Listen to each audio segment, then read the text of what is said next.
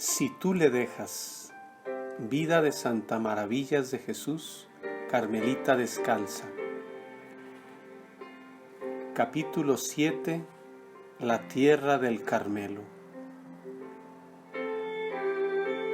Maravillas Vidal es ya la hermana Maravillas, Maravillas de Jesús. Poco antes de ingresar en el convento, la madre priora le había preguntado cómo le gustaría llamarse. Ella respondió: María, o como quieran, todo menos Maravillas. Y cuando le dijeron que se iba a llamar así, pensó: ¿para qué me lo habrán preguntado? Pero nada dijo. Seguramente aquellas buenas madres lo habrían hecho por dar este consuelo a su madre, o por no quitarle su nombre de pila. Después de todo, daba igual, y se quedó con Maravillas. Ese nombre que, según ella dice más tarde, tendría toda la culpa de que no la olvidasen del todo. Si me llamara María, solía decir, nadie se fijaría en mí. A los 8 días de su entrada, fue a visitarla el padre López, que se manifestó sorprendido de verla tan feliz. Pero, padre, ¿es que dudaba? No, no cabía duda. Maravillas estaba feliz. Las austeras observancias del Carmelo le parecían dulces y fáciles, y desde que puso el pie en la clausura, su alma se llenó de gozo y de paz. Estos sentimientos se dejarán ver en una carta a su cuñada, que parece ser de las primeras que escribió desde el convento.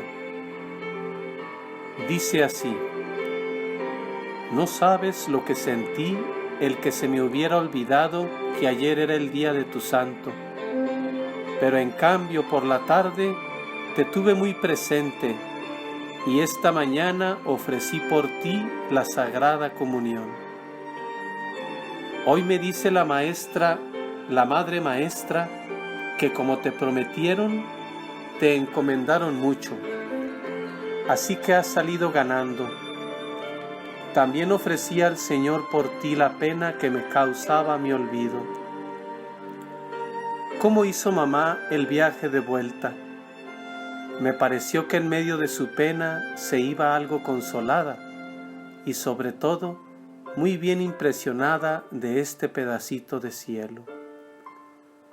Yo deseaba mucho que conociera a nuestras madres, tan distintas de lo que el mundo cree, y me parece que las conoce un poquito, porque eso se ve enseguida. La explicación es la que daba el señor obispo: cómo han de ser los corazones en que solo el amor de Dios reina. No penséis por un momento que os olvido, ni olvidaré a ninguno. Como os decía, el único sacrificio que tengo que hacer es el de la separación. Por lo demás, me encuentro muy feliz y llenas todas las aspiraciones de mi corazón. A Alfonso, que seguramente cuando venga se irá mejor impresionado que el otro día, en casa 1000 cosas, y ya sabes que siempre pido a Dios para que los niños le amen mucho. Tu hermana, Maravillas de Jesús. Esta felicidad aumenta cada día. Cuando, en el correr de los años, las novicias hablen a la madre de su felicidad, su contestación será siempre la misma: pues ya verá, hija, cada día será más feliz. Así le está pasando a ella. Solo lleva 7 días en el Carmelo cuando escribe. ¿Qué tal os va desde que nos hemos separado? Yo pido a Dios y espero que muy bien y que todo irá ya entrando en caja. En cuanto a mí, como tú te figurabas, no puedo estar más contenta. Es una felicidad tan grande que no te la puedo explicar. La celda, donde está uno solo con Dios, parece el cielo. Y luego saber que con todas nuestras acciones, por insignificantes que sean, estamos agradando a Dios, puesto que se hacen por obediencia. En fin, claro que en todas partes se puede uno santificar, y lo principal y solo necesario es cumplir la voluntad del Señor. Pero yo no puedo por menos de darle infinitas gracias, porque para mí haya sido esta su voluntad. Ayúdame tú a dárselas y pídele que, olvidándome de mí, sepa corresponder a tantos beneficios. Inútil decirte lo que os recuerdo a todos y lo que siento la separación. Todos los días me acuerdo de lo que me encargaste y también pido mucho por tu Padre. Tu madre mandó infinidad de riquísimos dulces. Dale mis más cariñosos recuerdos. Besos a los niños y sabes, te quiere mucho tu hermana, Maravillas de Jesús. Esta felicidad no era en la hermana Maravillas el fruto de un fervor pasajero, sino algo mucho más hondo. Había comprendido toda la grandeza de la vocación al Carmelo y el tesoro de su espiritualidad, que ya había empezado a atisbar en el mundo, se presentaba ahora ante ella con horizontes dilatados.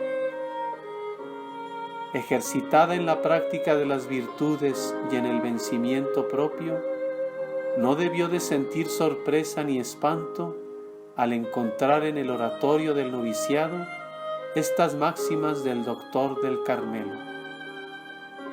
Déjate enseñar, déjate mandar, déjate sujetar y despreciar, y serás perfecto. ¿De qué se iba a espantar? ¿No era eso lo que había venido buscando, lo que deseaba con todo su corazón?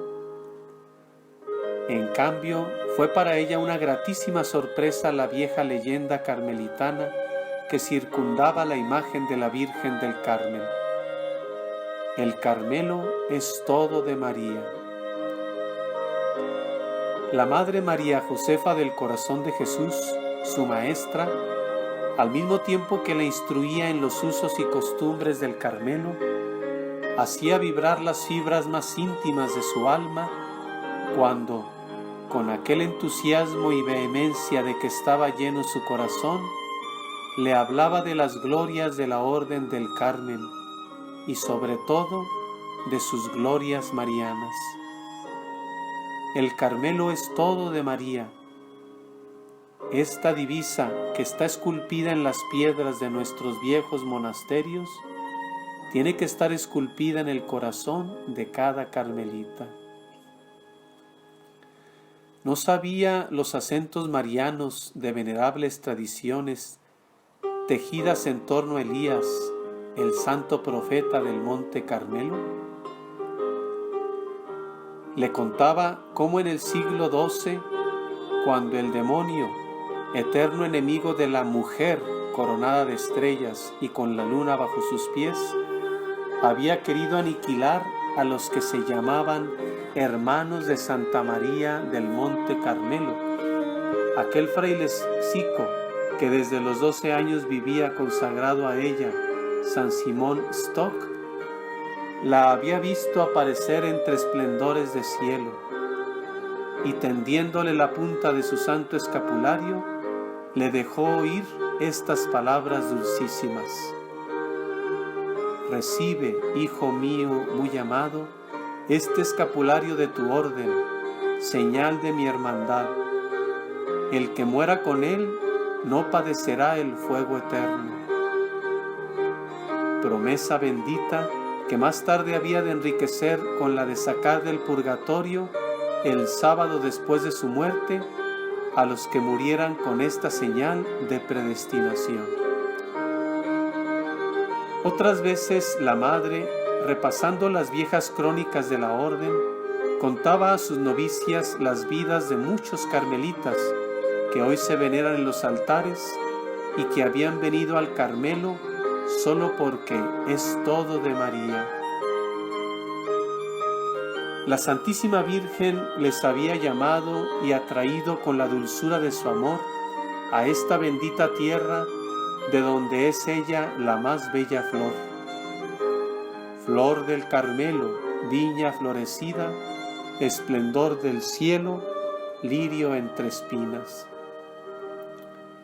Todas estas enseñanzas calaron muy hondo en el corazón de la hermana Maravillas y la llenaron de inmensa alegría.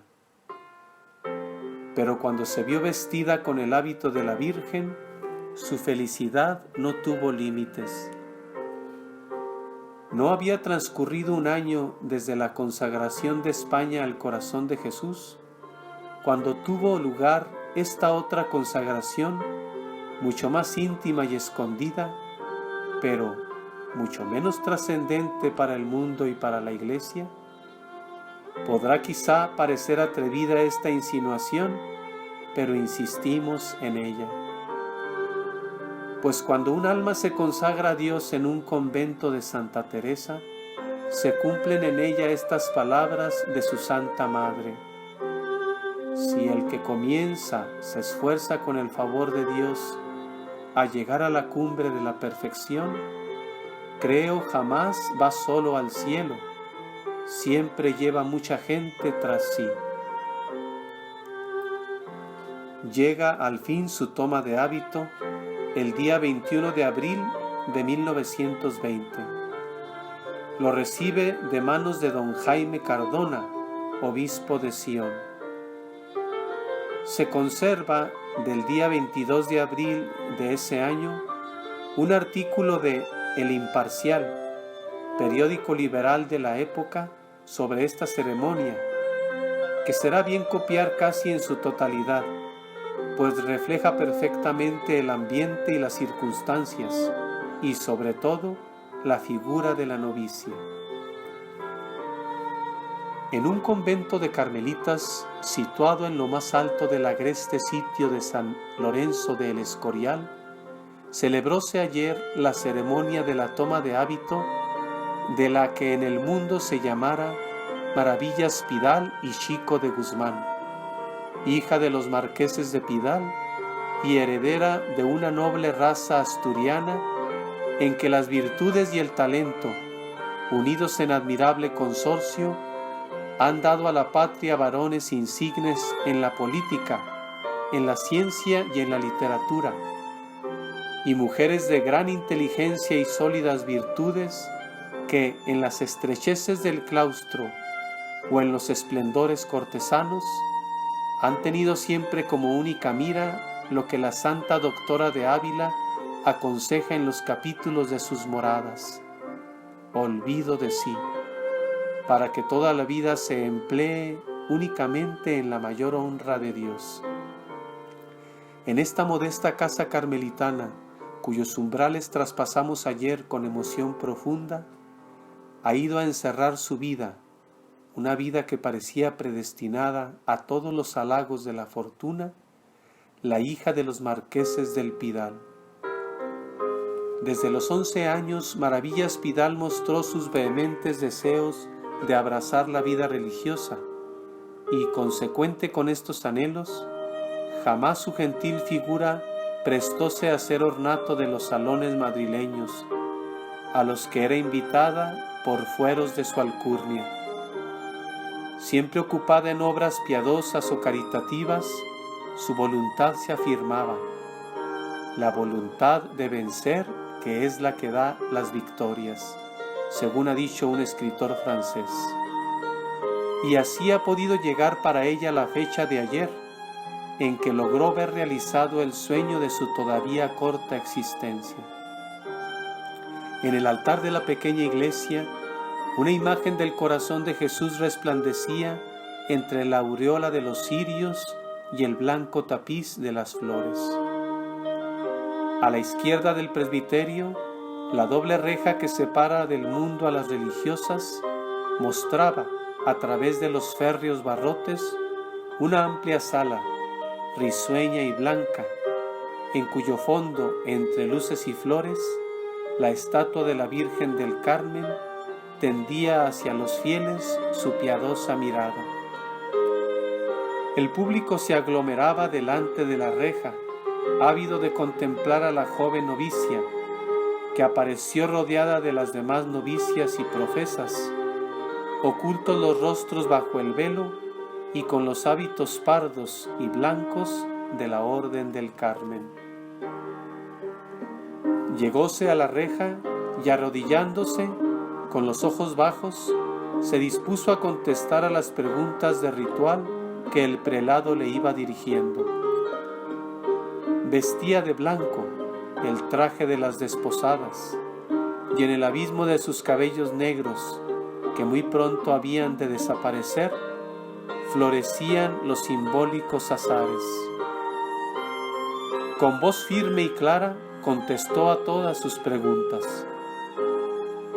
¿Qué es lo que pide?, interrogaba el señor obispo de Sion.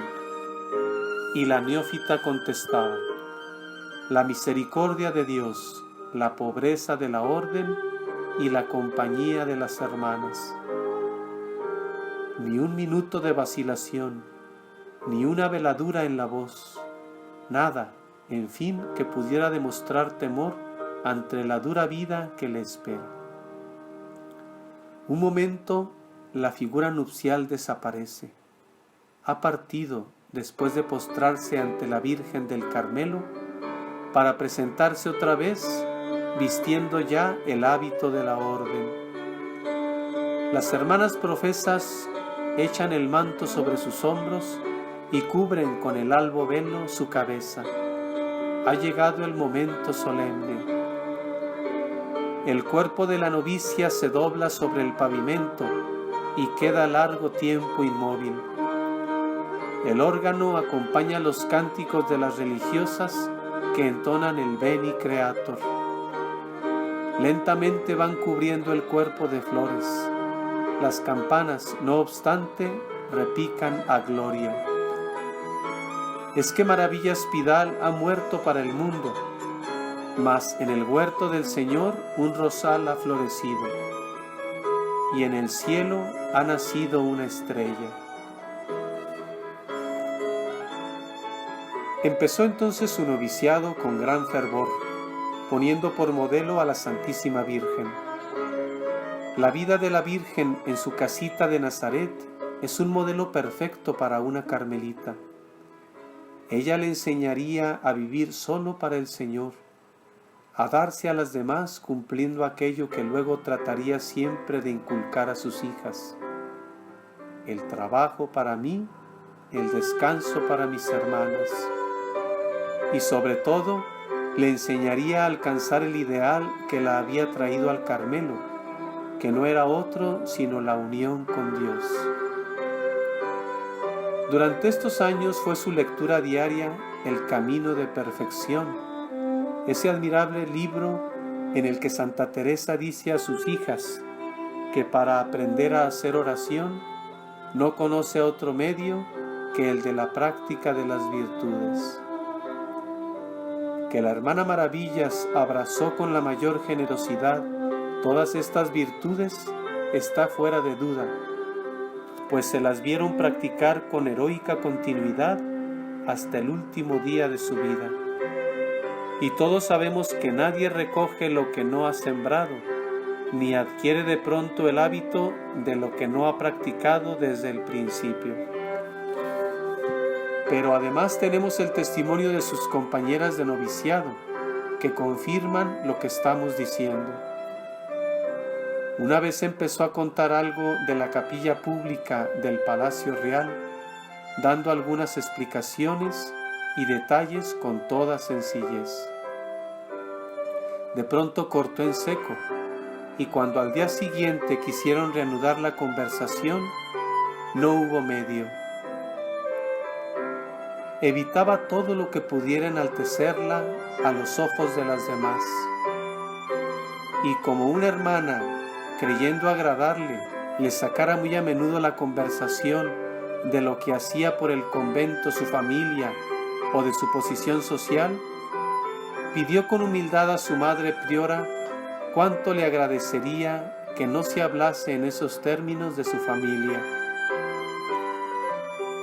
Deseosa de permanecer en la sombra, aparentaba no saber, no daba su opinión si no se la pedían.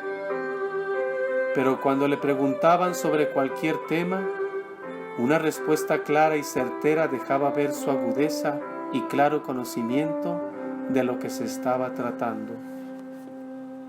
No solo en su noviciado, sino durante toda su vida religiosa, cumplió bien el consejo de su santa fundadora, que exhortaba a sus hijas a evitar hasta la menor sombra de pedantería. No iba esto con ella. Un gran don de gentes, una inteligencia clara y profunda, cultivada por la educación que había recibido, una enorme sencillez. Así era esta novicia que estamos viendo moverse en el noviciado de El Escorial. ¿Quién hubiera reconocido en ella a la maravilla Spidal, que poco antes, cuando estaba en su casa, era delicadísima para las comidas? Ahora come cuanto le ponen delante, sin el menor gesto, aunque costándole mucho, como se supo años más tarde. Su maestra había dicho que era bueno que las novicias comiesen bien, pues si no, no podrían perseverar en una vida tan dura. Que comiesen mucho pan, que es lo que comían los pobres, y al mismo tiempo les alimentaba. No caían en saco roto estas recomendaciones y aprovechaba todas estas ocasiones de vencerse. Su oficio por entonces era la crianza de los pollos y ayudaba a las hermanas a cuidar de las vacas. Tenían entonces 5 que les había mandado el hermano de una de las monjas para que la venta de leche fuera un medio de sustento de la comunidad. La hermana Maravilla se ocupaba de limpiarlas, darles el pienso, etc. Todo menos ordeñar. Con la crianza de los pollos pasó sus malos ratos, pues entonces era crianza en frío y se le morían muchos. Ayudaba también a coser en la ropería y hacía y pintaba escapularios. Era difícil sorprender en un descuido a aquella novicia humilde, callada, obediente, abnegada y siempre dispuesta a servir a los demás y a sacrificarse por todas.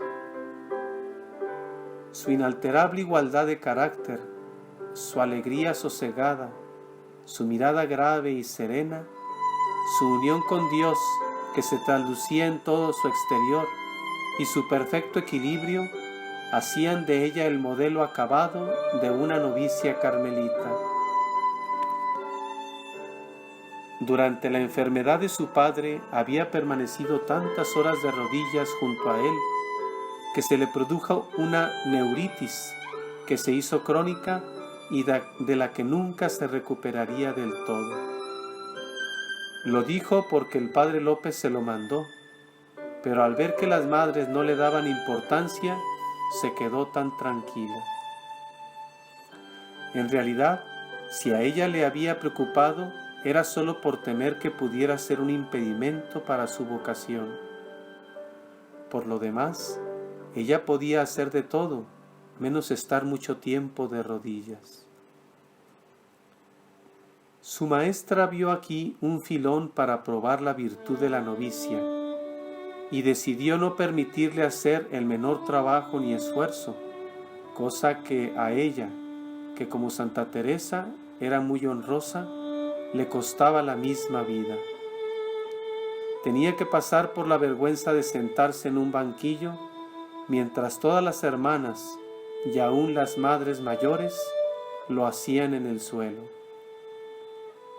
Y cuando había algún trabajo de comunidad, tenía que ver cómo las novicias se tiraban de cabeza a lo más duro como es costumbre en el Carmelo, mientras ella hacía, porque así se lo habían mandado, lo más fácil y descansado.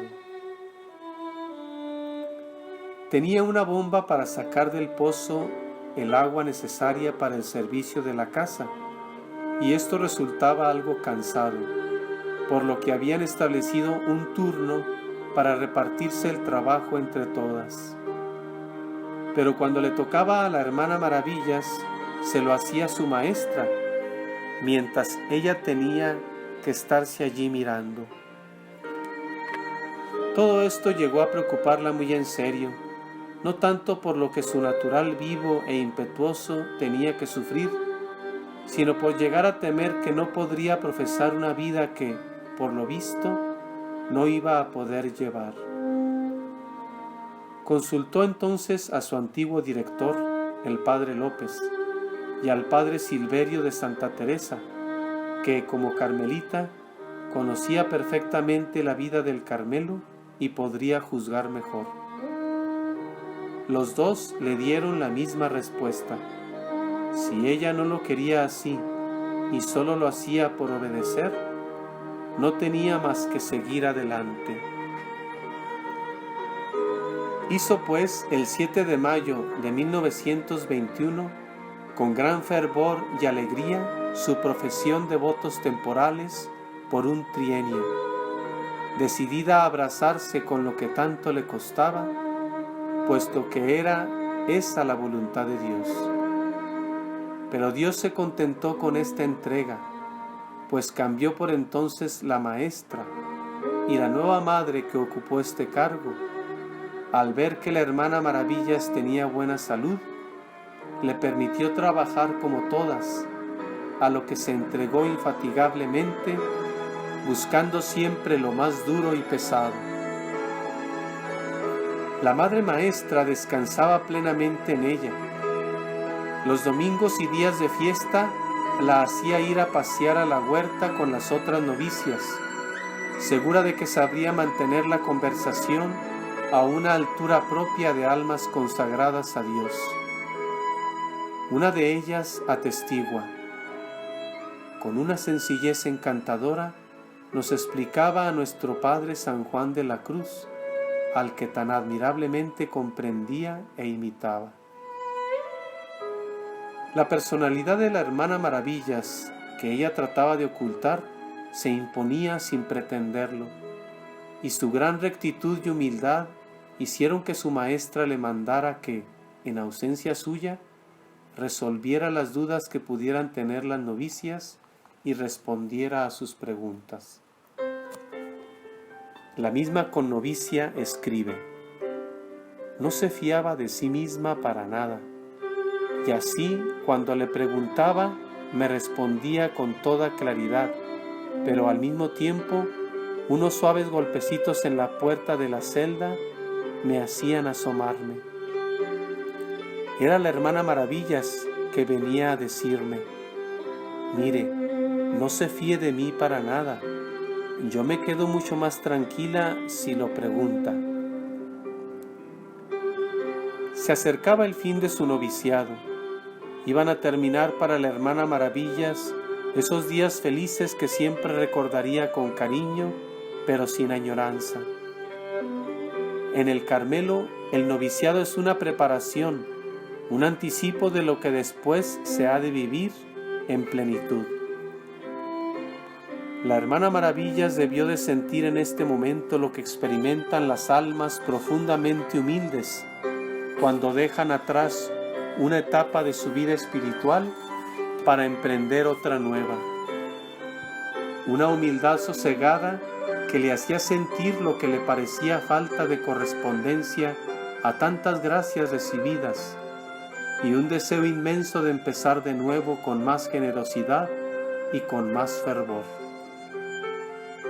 Salió del noviciado el 14 de junio de 1922, fecha en que se celebra en el Carmelo la fiesta de San Eliseo, y le dieron el oficio de ayudanta de la enfermera. En el invierno del año 1923, a 1924, toda la comunidad cayó con la gripe. Al principio, las que estaban menos mal cuidaban a las más graves, pero pronto tuvieron que rendirse también. No quedaban en pie más que las 2 novicias y la hermana Maravillas. La madre priora, enferma también, no sabía qué hacer y decidió pedir permiso para que unas religiosas de vida activa entraran a cuidarlas. La hermana Maravillas fue a pedirle que no lo hiciera. Con la ayuda de Dios, ellas atenderían a todo. Sus palabras, llenas de humildad y firmeza, convencieron a la madre.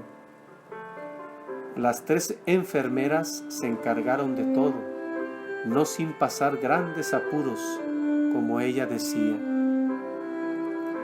Iban de una celda a otra, atendiendo a las enfermas, haciéndoles las comidas, ocupándose de abrir la puerta al médico, al hortelano.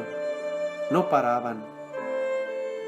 Decidieron usar una cocinilla que había en la enfermería y subían el carbón desde la cocina. Con las prisas no se fijaban en lo que estaba pasando. Cuando en uno de estos viajes se dan cuenta y ¡horror!, contaba la madre. Todo el convento eran caminitos de carbón que habíamos ido marcando con los pies en los suelos de madera. Hubo que fregarlo todo. Poco tiempo les quedaba para hacerse sus comidas. Para no entretenerse mucho en ello, hicieron una cazuela grande de patatas para ellas 3, de donde fueron sacando mientras les duraron. Otro día, la hermana Maravillas perdió la llave de la puerta a reglar que le había entregado la priora para abrir urgentemente a alguien.